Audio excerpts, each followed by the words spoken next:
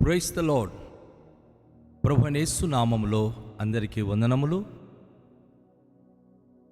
యేసయ్య మాటను ఈ కార్యక్రమాన్ని వీక్షించడానికి ప్రేమతో నేను మిమ్మల్ని ఆహ్వానిస్తున్నాను. ఈ దినము లూకా సువార్త 9వ అధ్యాయము 10వ వచనం నుండి 17 వచనాల వరకు ధ్యానించుకుందాం. అపోస్తలులు తిరిగి వచ్చి తాము చేసినవన్నీ ఆయనకు తెలియచేయగా ఆయన వారిని వెంటబెట్టుకొని బెత్సైదా అను ఊరికి ఏకాంతముగా వెళ్ళెను. జనసమూహములు అది తెలుసుకొని ఆయనను వెంబడింపగా ఆయన వారిని చేర్చుకొని దేవుని రాజ్యమును గూర్చి వారితో మాట్లాడుచు స్వస్థత కావలసిన వారిని స్వస్థపరచెను.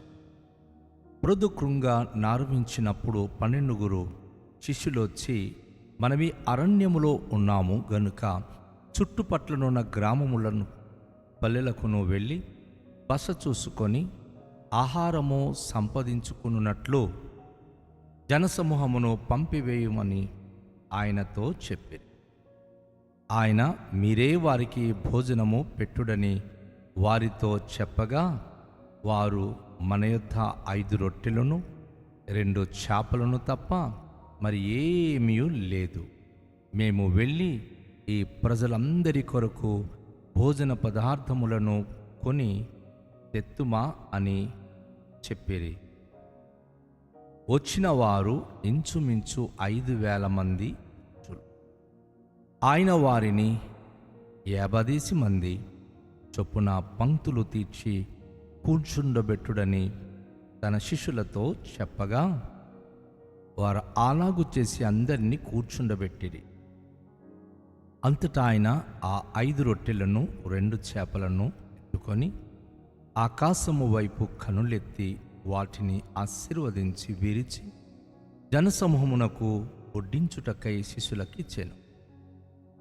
వారందరూ తిని తృప్తి పొందిన తర్వాత మిగిలిన ముక్కలు 12 గంపలెత్తిరి.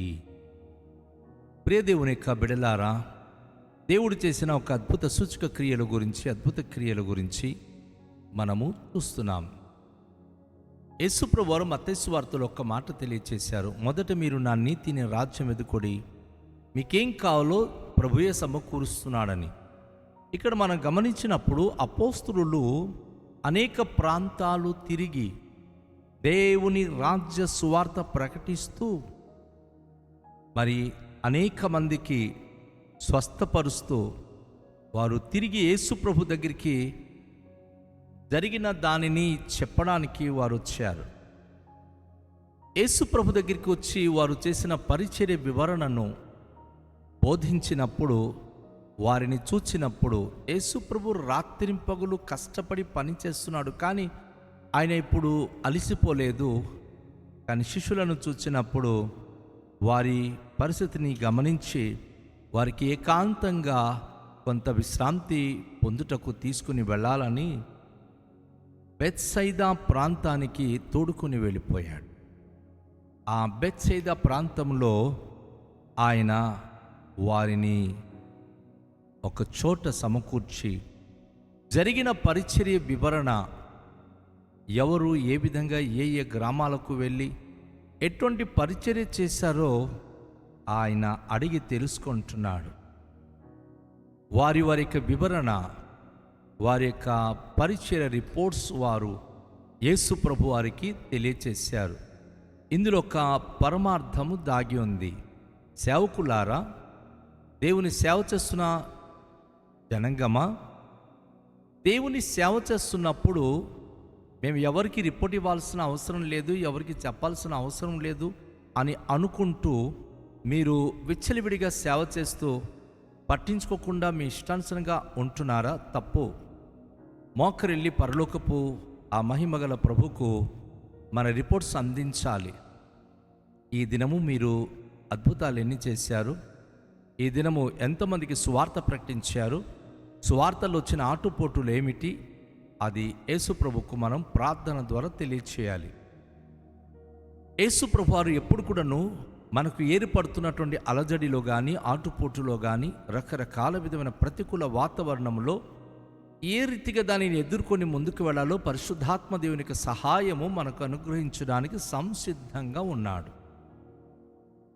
ఇక్కడ యేసు ప్రభువారు తన రాజ్య సువార్త ప్రకటించిన తన శిష్యులకు ఏకాంతంగా బెత్సైదా ప్రాంతానికి తీసుకెళ్ళిపోయిన తర్వాత వారు ఏకాంత ప్రదేశాల్లో ఉన్నారన్న సంగతి ప్రజలకు తెలిసి వచ్చినప్పుడు గొప్ప జనసమూహము కాలినడకతో ఆ అరణ్య ప్రదేశానికి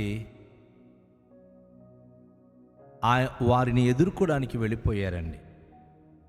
వారిని వెంబడి వెళ్ళిపోయారు.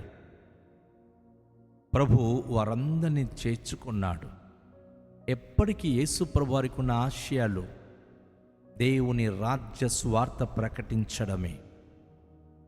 అనేక మార్లు తను భోజనము కంటే ఒక మాట అనేవాడు, నా తండ్రి చిత్తము నెరవేర్చుటయే నా ఆహారము, నా భోజనము అనేవాడు.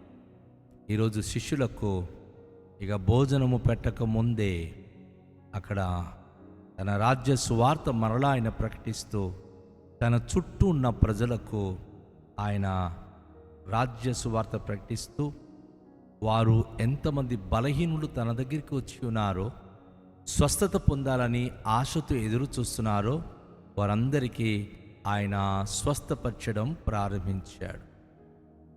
వారిని అనేక మందికి స్వస్థపరుస్తూ ధైర్యపరుస్తూ ఉన్నాడు. అంతలో ప్రొద్దు కృంగిపోయింది, సాయంకాలం అయిపోయింది.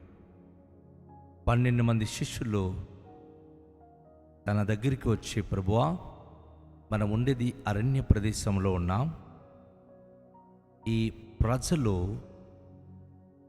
మరి వారి బస కొరకు, వారి ఆహారం కొరకు వారు ఈ చుట్టుప్రక్కల ఉన్న గ్రామాల్లోనికి వెళ్ళి కొనుక్కునేలాగున దయతో వారికి పంపివేస్తే మంచిది. ఎందుకంటే వారందరికీ ఇక్కడ మనం భోజనం పెట్టడానికి మన యొద్ద ఏమీయూ లేదు. శిష్యులు యేసు ప్రభు దగ్గర ఈ యొక్క విన్నపాన్ని పెట్టారు.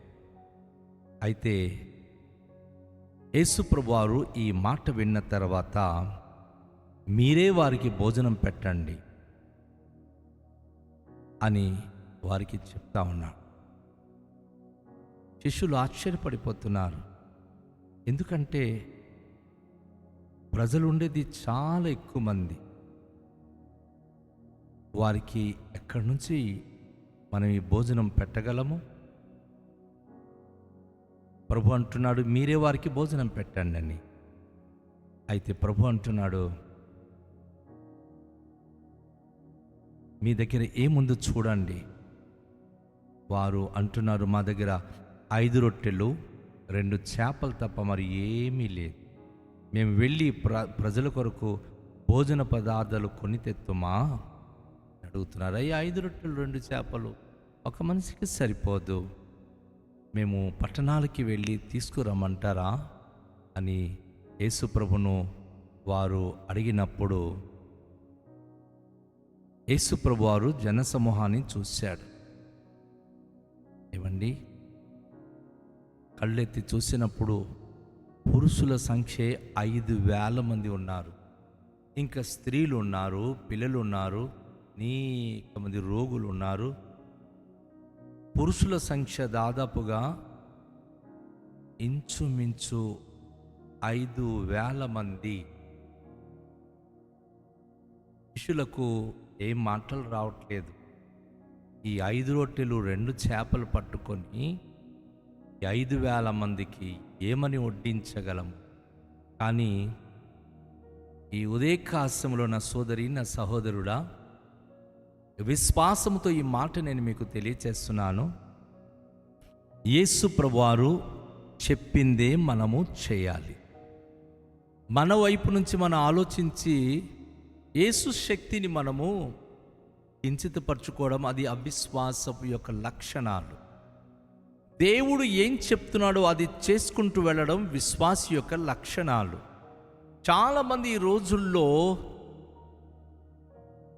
అవిశ్వాసముతో తమ ప్లాన్, తమ ఆలోచనలు దేవుడి మీద రుద్ది చేస్తాడా, దేవుడు జరిగిస్తాడా అనుకుంటుంటారు. తప్పు.